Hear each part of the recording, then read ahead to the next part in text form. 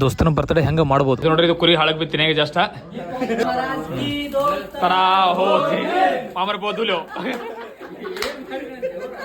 ನಮಸ್ಕಾರ ರೀ ದೊಡ್ಡ ಮಂದಿಗೆ. ಇವತ್ತು ನೋಡ್ರಿ ಜೂನ್ 1 ಅದ್ರ ಸಂಬಂಧ ನಮ್ಮ ಇಬ್ಬರು ಹುಲಿಗಳ ಬರ್ತಡೇ ಅದ. ಇವೆಲ್ಲ ಕನ್ನಡ ಶಾಲೆಗಳು ಸರ್ಗಳೆಲ್ಲ ಹುಡ್ಸಿದ ಡೇಟ್ ನೋಡ್ರಿ. ಇಲ್ಲಿ ಕೇಕ್ ಅಂಗಡಿ ಬಂದಿವಿ. ಮಂದಿ ನೋಡ್ರಿ ಫುಲ್ ರಶ್ ಬಿಟ್ಟದ. ಅಷ್ಟು ಮಂದಿ ಅದ. ಒಳಗೆ ಎಂಟ್ರಿ ಆಗಿ ನೋಡಿದ್ರೆ 200 ಕೇಕ್ ಆಲ್ರೆಡಿ ರೆಡಿ ಮಾಡಿಟ್ಟನ. ಅಷ್ಟು ಮಂದಿ ಬರ್ತಡೇ ಅದ ಕಾಣಿಸ್ತಾ. ಜನಸಂಖ್ಯೆ ಬಾಳದ ಒಳಗ. ಅದ್ರ ಸಂಬಂಧ ನಮ್ಮ ಪಾಳಿ ಬಂದಿಲ್ಲ, ಹೊರಗೆ ನಿಂತೀವಿ. ಇಲ್ಲಿ ನೋಡ್ರಿ ಇವರು ಸುಮ್ಮ ಬಡ ಹೊರಗೆ ಕೇಕ್ ತಂದಿಸ್ಕೊಂಡು ಇಲ್ಲೇ ಕೇಕ್ ಕಟ್ ಮಾಡಿಸ್ಕೊಂಡ್ರೆ ರೈಟ್ ಹೇಳ್ಬಿಟ್ರು. ಹಾಗೂ ಹೀಗೂ ಮಾಡಿ ನಮ್ದು ಪಾಳಿ ಬತ್ತು. ಅದಕ್ಕೆ ಇಬ್ಬರಿಗೆ ಕರೆಸ್ದೆವು.